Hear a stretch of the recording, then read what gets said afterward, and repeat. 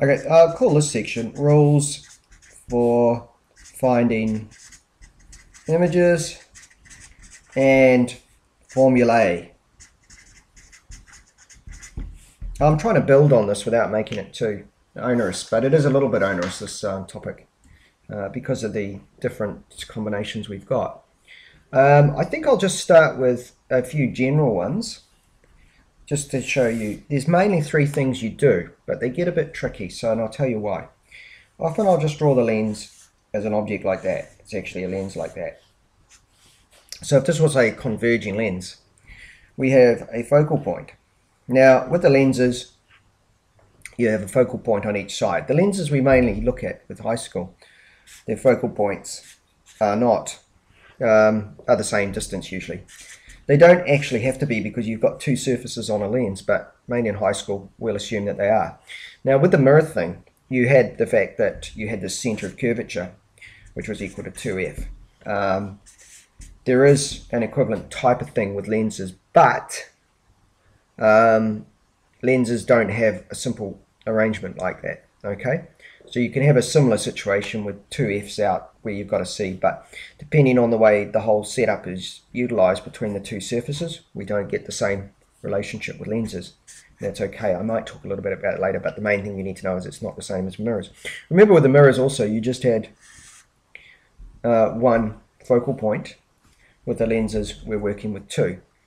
What you normally will do is you'll have an object and you'll be asked to find the image. And what you will do nearly always is have a ray of light leading from one point on the object, usually the top of the object. And what you're trying to do is find the image. And you know that a parallel ray will go through a focal point. Sorry, if that was a focal point. So you've done one ray. Normally you only need two rays to find the location of an image. So we could then say, well, what if we put it through the focal point, then it will go parallel. So I've utilized two rules right now. Parallel ray will go through the focal point. A ray going through the focal point will go parallel. Those are two of your main rules, and they've located our image immediately. So this is our object, and this is our image.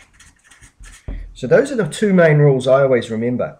There's also a rule that says if you go through the center of the lens, you can just keep going, and that should also end up going through the image. That's another good one. Okay, just through the center. So it's a matter though of working out for each situation how to do that, because with the mirrors we've got one focal point sort of on the middle, on one side, whether it be concave or convex mirror. With lenses, we've got a focal point on this side and that side, and it depends where the object is, how you're going to draw those rays, right? So it can get a little bit tricky, but we will go through each of those situations. For now, I just wanted to mention the rules, okay, and the rules being, those are the three main rules. Parallel through a focal point. Doesn't always have to be a focal point on the other side. The mirrors only have one focal point on this side, right? And doesn't even have to always be through that focal point on the other side with the lenses, depending on where the object is, right? We will see this. So three main rays, that one through the focal point, that one right through the center, that one through the focal point and parallel. So that's our basic way of doing things. Again, with a concave mirror, for example, focal point, C. If we've got an object like this, again, I should get a ruler for doing some of these things, shouldn't I? Have I got one here? Not immediately apparent, but if I bring my ray through the focal point, it will go parallel, right?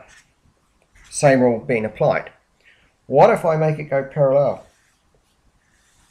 Then it should go through the focal point. And we've again got an intersection point, right?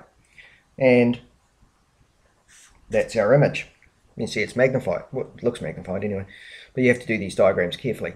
So I use the same two rules with a different thing, the mirror. Can we have gone right to the center? Yes, we can. In this case, it's right there. Third rule, like that. So three rules, they've all given us the image location. Now, let me get another bit of paper. The way we look at it, so those are the three rules.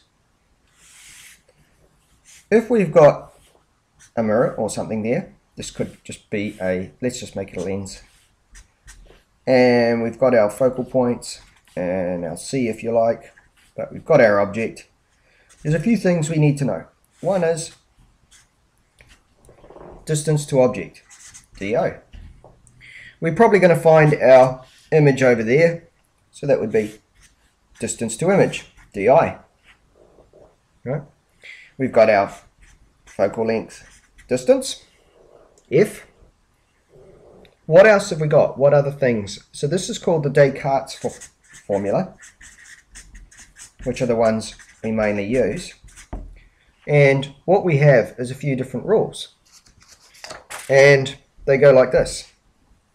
1 over F equals 1 over DI plus 1 over D naught. That's the Descartes formula. And this is a mathematical way of finding out where these things are without actually even needing to do the drawing. But it's always best to learn to do the drawings so that you can figure out what's going on. Now, that's the focal length, distance to image, distance to object. So you can actually solve that. All right. Now, when you solve that, all right, if you get a negative number for the image, it's virtual. So a negative DI implies it's virtual. And there's a few other rules that you need to know with this. I'm going to introduce another formula in another video. First thing I want to do though is just talk about this formula for these ones. What we've got is, so we've got that formula. We've got a couple of other little variations on it, which are that M, magnification, equals DI over DO. So that's another thing. So the distance to I, the distance to O will give you the magnification. You can see from that, if your distance to the object is bigger than your distance to the, if the distance to the image is bigger than the distance to the object, then we're going to get a magnification. Now there's another formula, HI over HO. That's the height of the object and the height of the image. All right. So those are these formula. That's your main formula. You can do nearly everything with mirrors and lenses with that formula, but there's another formula, Newton's, which you also need to know. So we need to know how to do the diagrams, all right, for the two mirrors and the two lenses. We need to know how to use Descartes' formula, all right, and with the diagrams there were the three rules. There's actually another one, but those three rules I think can get nearly everything. Descartes' formula said 1 over F equals 1 over DI plus 1 over D naught. You need to also remember how to do, well, not how, but there's a few things you need to remember. If DI is negative, you have a virtual image. It's also obvious from the diagram too, whether it's virtual or not. And you're going to have to do those little hashed lines on these diagrams also. If you've got a converging lens, that's this one, then F is positive.